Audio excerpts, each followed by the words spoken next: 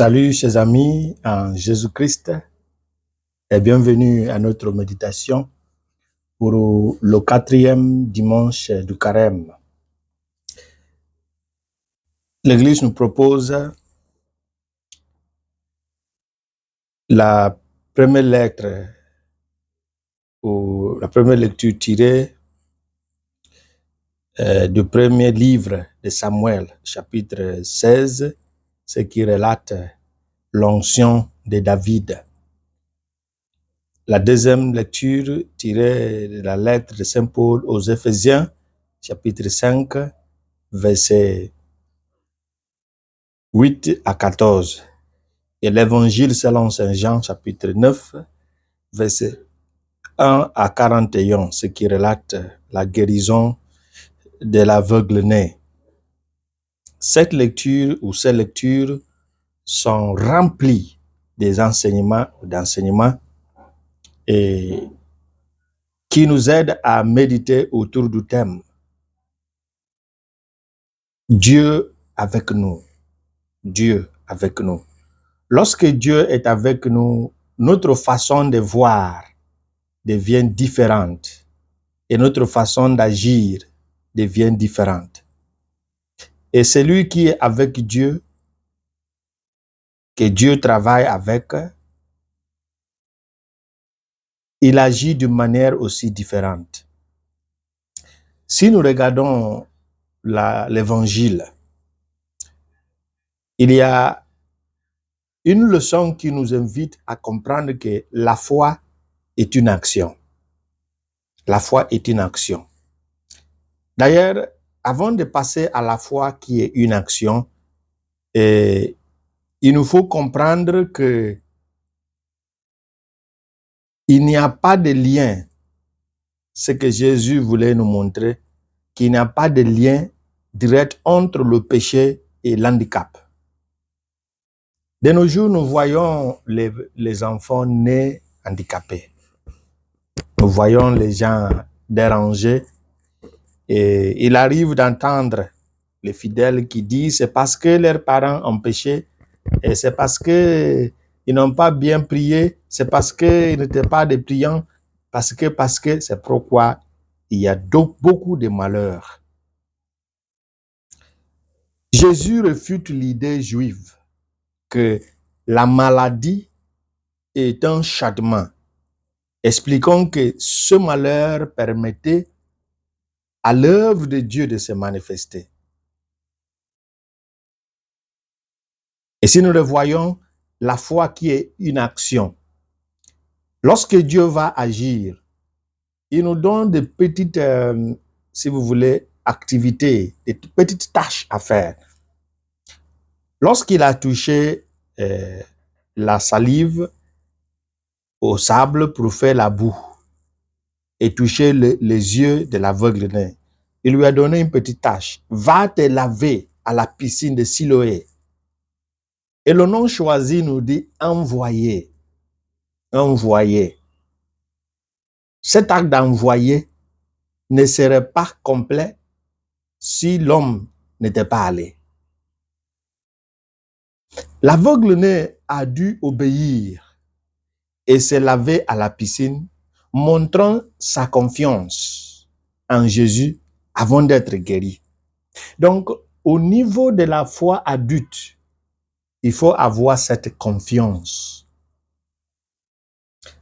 L'évangile aussi nous montre que la cécité spirituelle est une maladie en soi.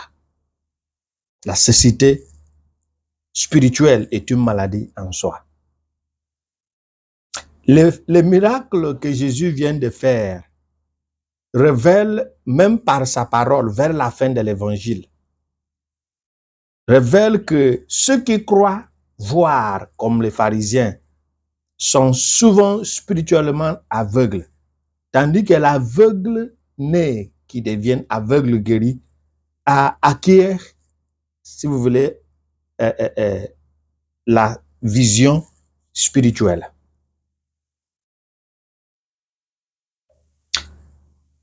L'évangile aussi montre que Jésus est le créateur. le Créateur. En utilisant de la boue, Jésus rappelle le geste de la création dans la Genèse, opérant une recréation de l'homme.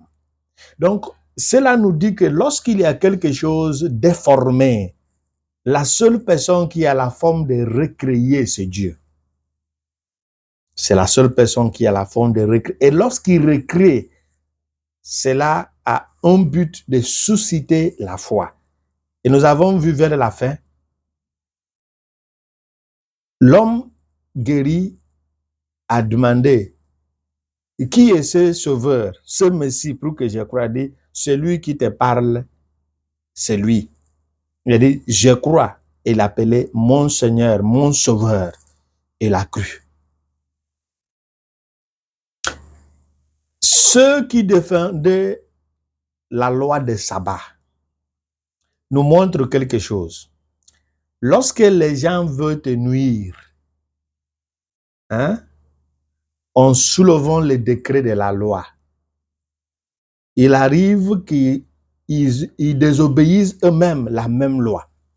Vous savez que le tribunal, de convoquer un tribunal, est interdit le jour de sabbat.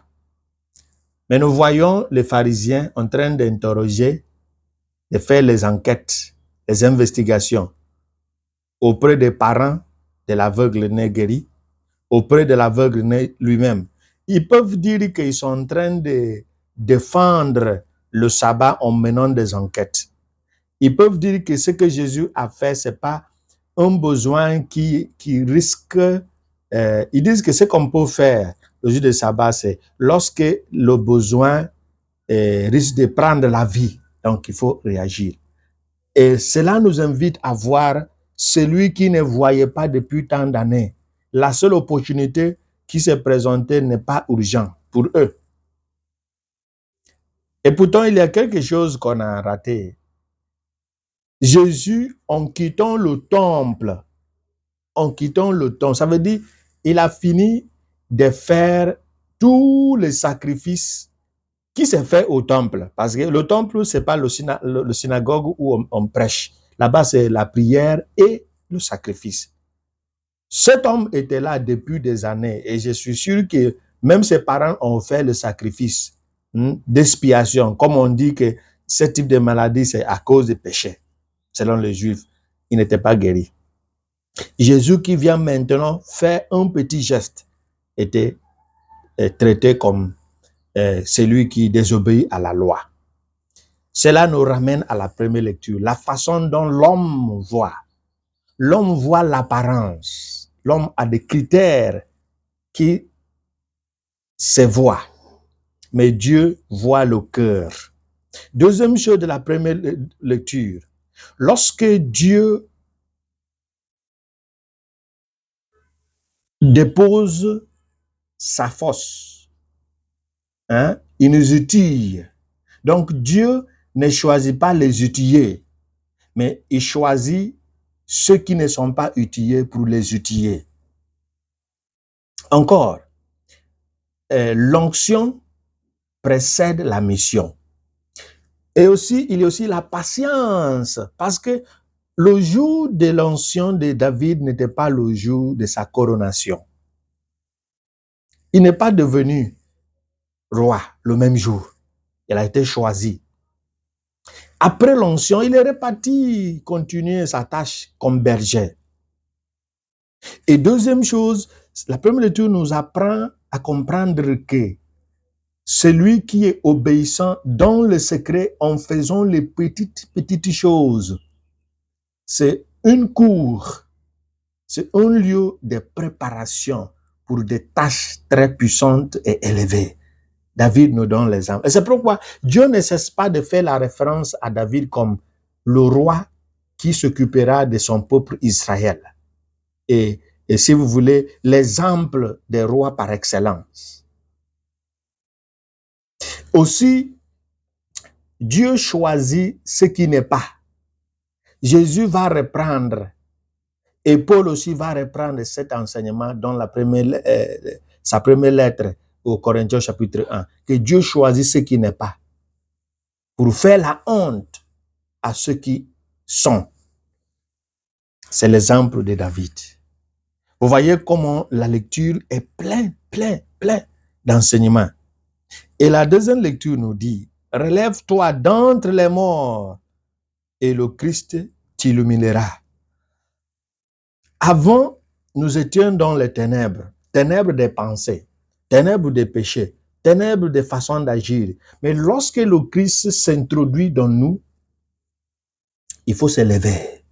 Il faut agir en mentalité de lumière. Et Jésus est la lumière. Et c'est pourquoi notre thème, c'est autour de Jésus, la lumière du monde. La lumière du monde. Celui qui change le status quo.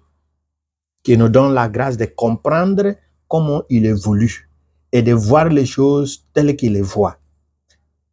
Le carême continue. Il nous reste le 5e dimanche et le dimanche de Rameau. Qu'est-ce que vous avez appris depuis mercredi de Cendre? Qu'est-ce qui a changé dans ta façon de voir les choses, de défendre la loi, de citer les versets et les chapitres de la loi lorsqu'il s'agit d'un problème d'autrui? Mais lorsqu'il s'agit de ton problème, Dieu comprendra. Lorsqu'il s'agit de la foi, est-ce que vous exprimez la voix de cet aveugle-né? Ou bien Dieu comprendra. Il y a une différence entre l'exigence de la foi d'un enfant et la foi exigée d'un adulte. La foi exigée d'un adulte, c'est une démonstration. Et celui qui démontre, celui qui montre quelque chose, celui qui démontre quelque chose doit, si vous voulez, faire preuve d'une confiance. Que nous bénisse le Père, le Fils et le Saint-Esprit. Amen.